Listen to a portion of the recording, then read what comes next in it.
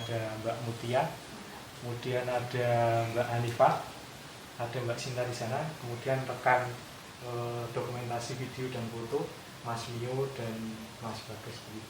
Jadi izin kami di sini untuk melaksanakan tugas dari dosen pengampu Bapak Udan Mudaris, Pak.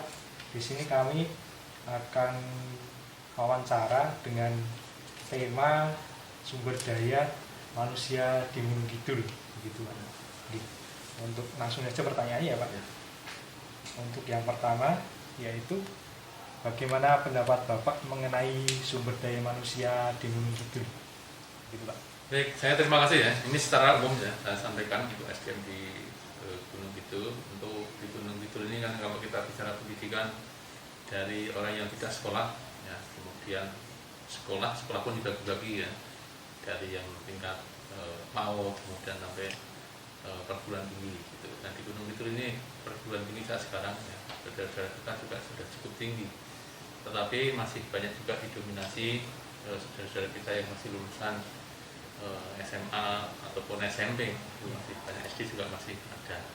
Nah tentu kalau kita memetakan di Gunung Kidul tentang SDM kita dengan kuantitas memang cukup besar, tapi kalau untuk bicara tentang kualitas ya masih belum begitu belum begitu oke saat sekarang. Tapi pemerintah daerah juga terus bersinergi dengan lembaga-lembaga yang lain bagaimana meningkatkan kualitas ya. Sekali lagi meningkatkan kualitas tentang SDM kita yang ada di Gunung Kidul. Ini pada dasarnya ya masih menengah. Dilanjut. Kemudian selama Bapak menjadi bupati ini, apa saja hal yang sudah dilakukan untuk meningkatkan sumber daya manusia di Gunung Kidul itu sendiri? Banyak ya kalau untuk meningkatkan kualitas yang tidak hanya bicara dengan pendidikan saja ya. Dari sisi yang lain juga banyak, termasuk kalau kita kaitkan dengan masalah ekonomi. Nah ekonomi yang kita dorong saat sekarang adalah ekonomi kerakyatan. Bagaimana membangun sebuah ekonomi bisa bergerak, ya, bisa tumbuh di Gunung Kidul ini itu banyak ya. Nanti bisa mencari referensi yang terkait dengan perkembangan ekonomi di Gunung Kidul, kemudian UMKM-nya juga kemana sebetulnya dengan kondisi pandemi yang seperti ini gitu. Kita juga punya gerbang Pak Prabowo. Pak Prabowo itu salah satu ikon Gunung Kidul juga yang mempromosikan atau menjual dengan produk-produk internal Gunung Kidul. Salah satu seperti itu. Belum kita bicara dengan budidaya yang lain yang terkait dengan peternakan, perikanan, kemudian pertanian dengan yang lain. Ini juga salah satu untuk mendorong, untuk mendongkrak atau untuk membangkitkan bagaimana SDM kita di Gunung Kidul. Salah satunya di sisi itu. Yang lain masih banyak lagi sebenarnya kalau kita bicara tentang peningkatan SDM kita. Selanjutnya, menurut Bapak, bagaimana pengelolaan sumber daya manusia di Gunung Kidul? Apakah sudah maksimal? Kalau maksimal belum ya, Jadi sekali lagi pemerintah juga tadi saya sampaikan awal. Jadi pengelolaan itu dari semua sektor, ya. Bukan hanya dari sektor pendidikan saja, tapi dari sektor-sektor yang lain juga kita terus gerakkan. Salah satunya juga kita adanya pemberdayaan, pendampingan, pelatihan dan sebagainya. Salah satu itu dalam rangka mendorong SDM kita. Pertanyaan selanjutnya, agar sumber daya manusia di Gunung Kidul, program sendiri dari sini bagaimana?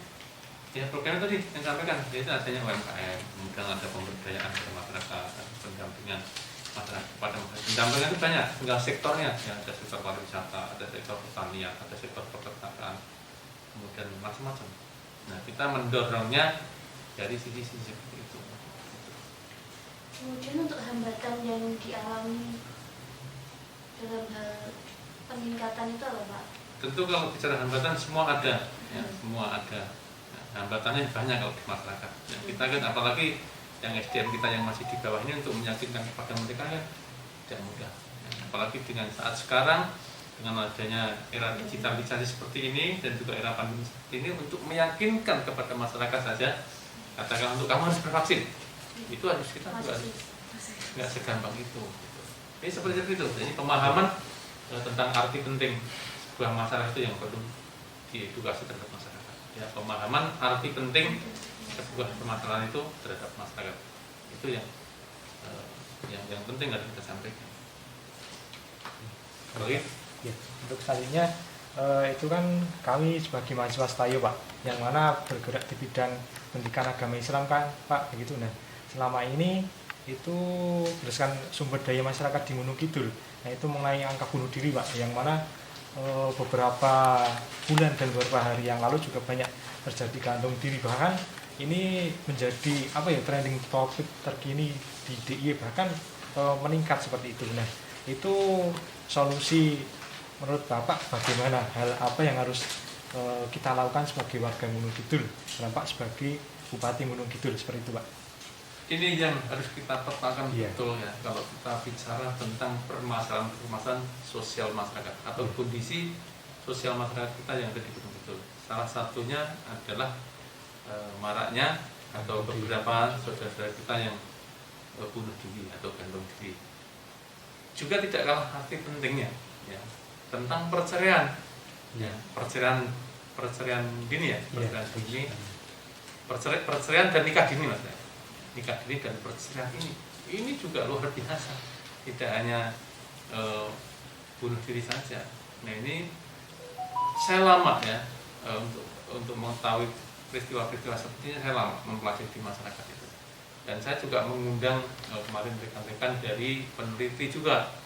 Tetapi yang signifikan penyebab awalnya itu belum ditemukan ya. Paling karena depresi kan ada penyebabnya juga, kadang-kadang ekonomi, kadang-kadang juga hanya putus cinta katakanlah ya. Karena apa yang kita lihat di masyarakat yang bunuh diri ini kan tidak hanya tua-tua, yang muda juga ada, kemudian yang paruh baya juga ada, yang tua juga ada, karena kadang-kadang penyakit menaun. Dan sebenarnya kita tahu ya, oh bunuh diri karena putus cinta tadi, oh bunuh diri karena depresi, oh bunuh diri karena penyakit yang menaun dan sebagainya, kita tahu. Nah di masyarakat di Gunung Kidul kenapa tidak berhenti? Saya juga heran kenapa tidak berhenti, padahal peristiwa seperti ini kan sudah berjalan bertahun-tahun. Dan masyarakat juga kalau kita bicara tentang kesejahteraan, pemerintah pusat, pemerintah daerah, ini pemerintah itu saja memberikan bantuan juga tidak kurang-kurang, tetapi dampaknya juga masih seperti itu. Nah, ini sebetulnya ada apa juga di situ. Nah ini butuh sentuhan, ya butuh sentuhan tidak hanya pemerintah daerah saja, tetapi semua stakeholder di Gunung Kidul juga kita perlu dan kita butuh, termasuk anak-anak mahasiswa sendiri, termasuk tokoh masyarakat, mungkin dari tingkat RT, RW, kepala dusun dan sebagainya, lurah dan sebagainya, semuanya itu harus ikut berpartisipasi bagaimana meyakinkan kepada masyarakat kita, terutama yang rentan terhadap permasalahan sosial. Jadi meskipun kita ketahui masalahnya katakanlah depresi, ya mungkin apa dan sebagainya, tapi kan sampai hari ini tidak selesai. Iya, dan pemerintah juga kalau bicara tentang kesejahteraan juga melakukan itu, dan pemerintah juga sudah melakukan juga pendampingan kepada mereka. Tapi peristiwa ini kan terus berulang dan terjadi. Ini juga nanti dari STAYO itu kalau perlu juga mengadakan penelitian khusus, kita perlu menemukan sebenarnya apa nih. Karena ini udah banyak diskusi juga, tapi kan juga kejadiannya masih terus berlangsung. Nah, coba terapi apa kira-kira yang bisa menghentikan peristiwa-peristiwa itu? Mungkin ini penting juga. Ya, mungkin nanti juga bisa berkolaborasi dari pemerintah dengan lembaga pendidikan atau lembaga perguruan. Kan di perguruan tinggi itu ada tridharma ya. Dan tridharma mungkin bisa bergerak di sisi seperti itu. Sehingga nanti kontribusi besar di dalam sebuah penelitian ini bisa dijadikan sebagai referensi bagaimana pemerintah daerah katakanlah itu untuk menyelesaikan kasus-kasus tuh permasalahan sosial yang terjadi di masyarakat. Untuk selanjutnya bagaimana mengenai solusi yang ditawarkan Bapak mengenai permasalahan yang kami tadi ajukan, khususnya di sumber daya manusia di Gunung Kidul seperti itu Pak. Oke, kalau bicara solusi, mau saya kan Gunung Kidul itu SDM-nya cepat gitu ya. Coba kita bangkitkan dengan semangat yang sama bahwa ke depan di era seperti sekarang ini dan nanti ke depan lagi akan jadi sebuah era yang tidak akan seperti sekarang mungkin 4.0, dan berikutnya lagi akan 5.0 dan sebagainya. Nah tentu pola-pola pemikiran seperti ini kan termasuk ini bagian dari new normal kita ya, pemikiran kita. New normal juga tidak hanya karena dibangkitkan dengan atau disebabkan karena COVID saja, tetapi juga karena pengaruh teknologi dengan perubahan peradaban juga terjadi satu perubahan kehidupan baru gitu, karena kita harus menyesuaikan. Nah, saya berharap kepada seluruh warga masyarakat di Gunung Kidul, tidak hanya pemerintah saja harus ikut serta berperan serta aktif di dalam bagaimana menggerakkan masyarakat. Menggerakkannya dari mana? Dari yang lebih kecil dulu, yaitu dengan keluarga. Nah, keluarga itu dibina yang baik. Diberikan satu doktrin-doktrin yang baik tentang kehidupan itu dulu. Nggak usah yang gede-gede dulu, dari keluarga kita. Kalau kita sudah menyadari bahwa semua itu berakar dari keluarga dan lingkungan, saya yakin SDM kita akan menanamkan kepada jati diri keluarga terlebih dahulu. Pendidikan itu seperti ini. Ini loh, kamu jangan masuk katakanlah teroris, kamu jangan radikal, kamu jangan, tanamkan di keluarga terlebih dahulu. Dari situlah nanti SDM kita akan baik. Tapi kalau hanya bicara tentang aturan global, tetapi tidak dimulai dari yang paling kecil keluarga, rasa tidak ada.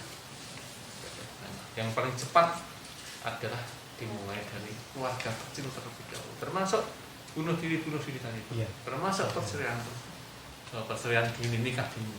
Di Gunung Kidul apakah hendak tinggi? Perceraian saat sekarang juga sangat tinggi. Jadi seperti itu fenomena yang ada di Gunung Kidul. Nah, kalau bicara SDM kita masih menengah. Nah, ini yang perlu kita bersama-sama, tidak hanya pemerintah saja, tetapi seluruh stakeholder yang ada di Gunung Kidul, termasuk lembaga pendidikan maupun perguruan.